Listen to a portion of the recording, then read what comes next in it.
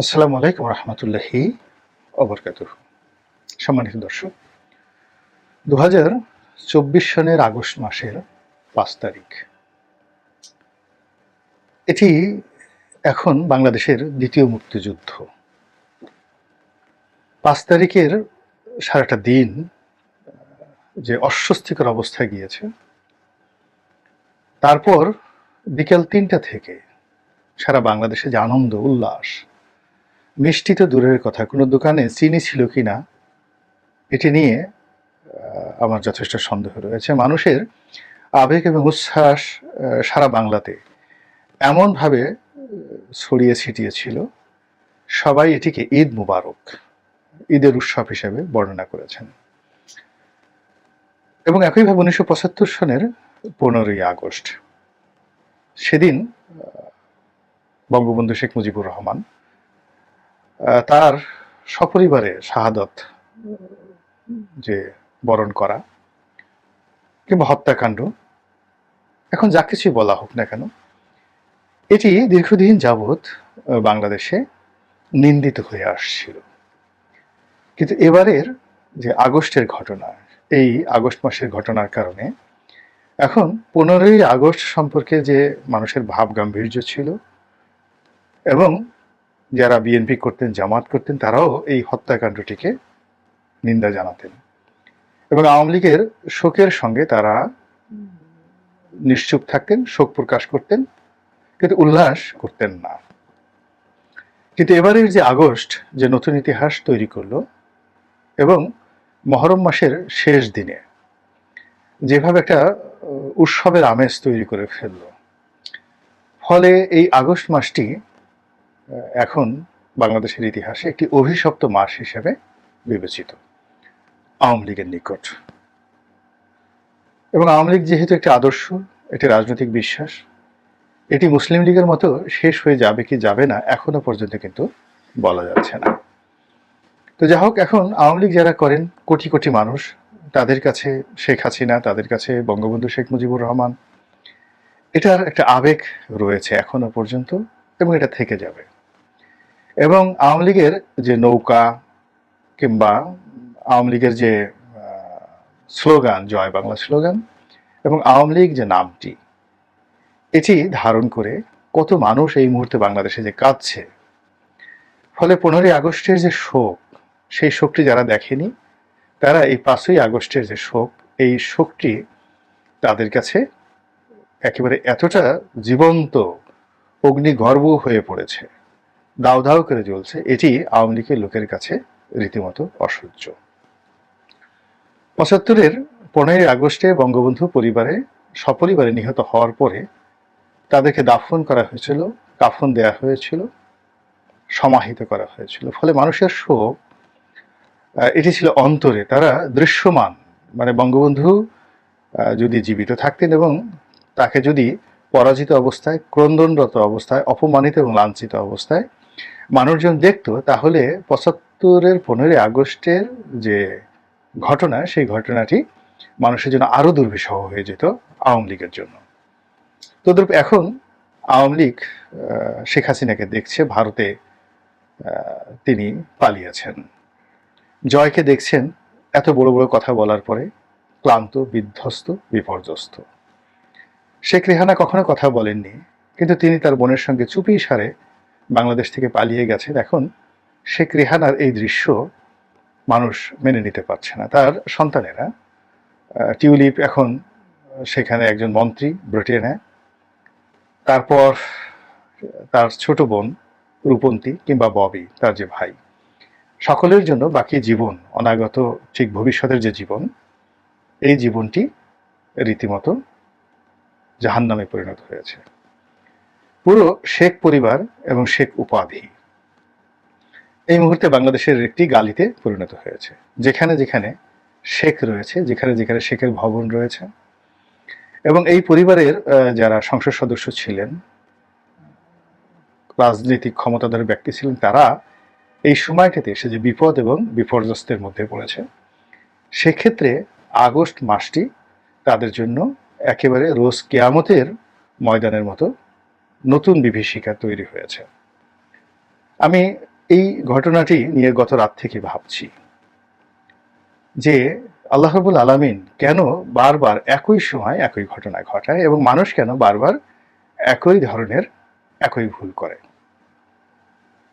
আমরা সবাই যারা এখন অহমিকা দেখাচ্ছি, দম্ভ দেখাচ্ছি, আমরা সবাই এক সময় মরে যাব, পচে যাব, গলে যাব। এই কথা জানার পরেও আমরা আনন্দ করছি, উল্লাস করছি। আবার মৃত্যুর পরে আমাদের জীবনে কি হবে, কম বেশি 19-20 করে পৃথিবীর সমস্ত ধর্মগ্রন্থগুলো প্রায় একই ভাষায় বর্ণনা করেছে। হিন্দু ধর্ম, জৈন ধর্ম, বৌদ্ধ ধর্ম এবং কিতাবী ধর্ম, ইহুদি, খ্রিস্টান এবং মুসলিম।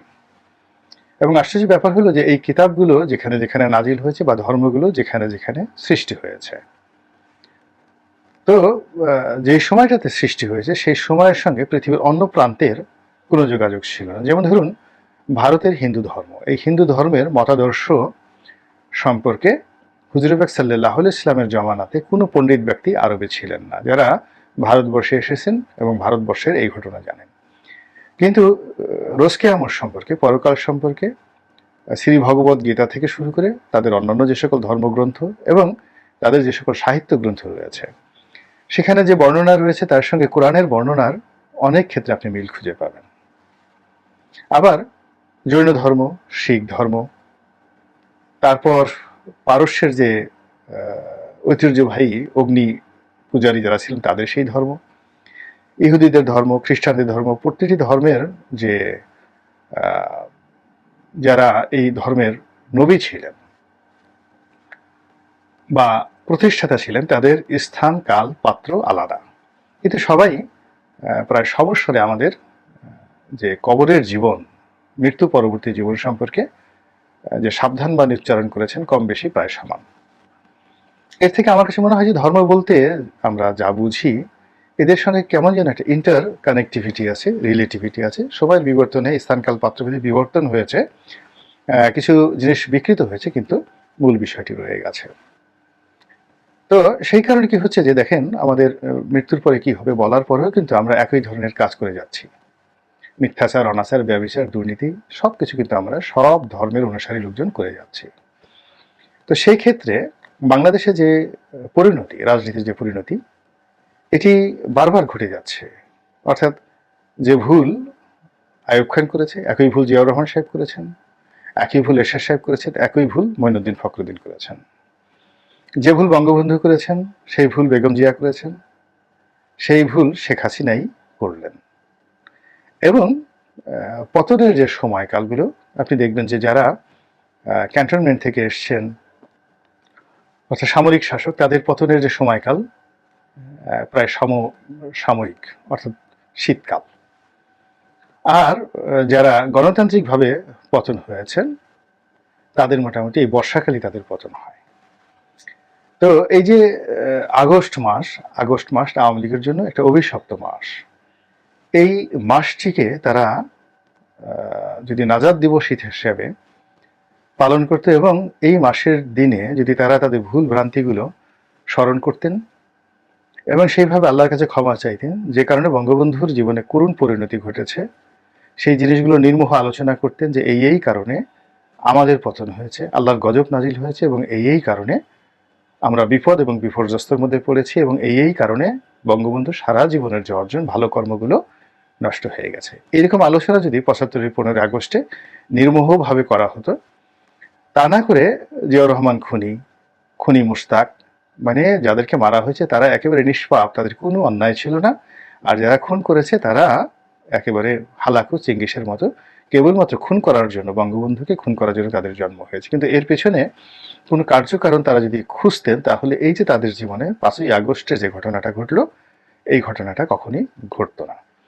এবং দেখেন যেভাবে একেবারে শেষ দিন পর্যন্ত বঙ্গবন্ধু কন্যা যেভাবে মিথ্যা বলেছেন এবং তার সেই ৮০ বছর বয়সে, ওভাবে আসলে মিথ্যা তার মুখে মানায় না।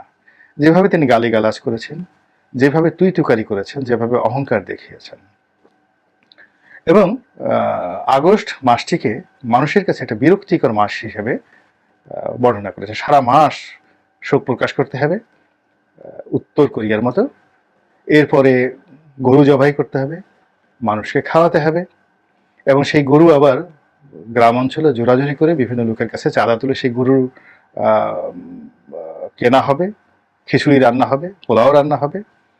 এবং এই 15ই আগস্টকে কেন্দ্র করে ডে বাই ডে আওয়ামী লীগের যে জুলুম এবং অত্যাচার এবং চাঁদাবাজি এমনভাবে বাড়ছিল যে আগস্ট মাসটা আসলে প্রত্যন্ত অঞ্চলে যারা ছোটখাটো ব্যবসা বাণিজ্য করেন, দোকানদারি করেন, তাদের মধ্যে এক ধরনের আতঙ্ক চলে আসতো, এবং এই বিষয়টি আওয়ামী লীগের লোকজন কখনোই বিবেচনা করেনি।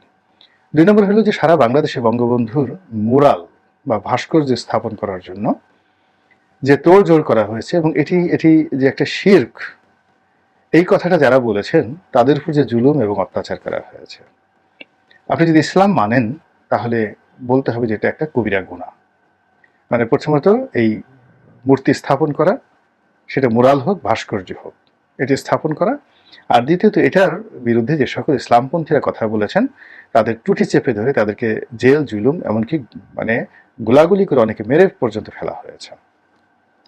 তো এই কাজগুলো ধীরে ধীরে ধীরে ধীরে আওয়ামী লীগ সভানেত্রী এবং তার সঙ্গে যারা সম্পৃক্ত কর্তা ব্যক্তি তাদের আমল নামায় গুনাহের পরিমাণ এমনভাবে বৃদ্ধি করেছে, এবং তার ফলে এই যখন পতন হলো 5 তারিখে, এই পতনটি এখন আওয়ামী লীগের জন্য অতীতের যে কোনো আযাবের চাইতে বড় আযাব হিসেবে দেখা দিয়েছে।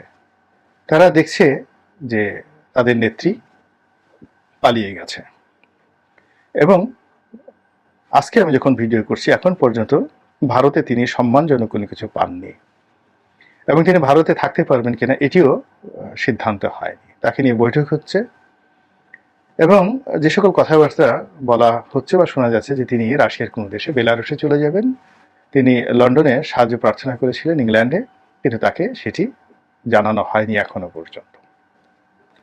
তো এই যে একটা পরিণতি, সেই পরিণতিতে বঙ্গবন্ধুর যে জীবনের পরিসমাপ্তি নির্মমতায় ঘটেছিল, আর শেখ হাসিনা মাননীয় দেশরত্ন,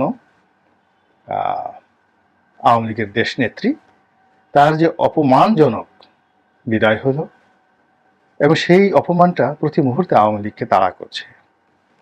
এমনকি তার অপমান, তার যে পতন, এটা এত নির্মম, এত নিষ্ঠুর যে বিএনপি এবং জামাতের লোকদেরও কিন্তু মন খারাপ। যারা রাজনীতি করেন বাংলাদেশে তাদের সকলের মন খারাপ।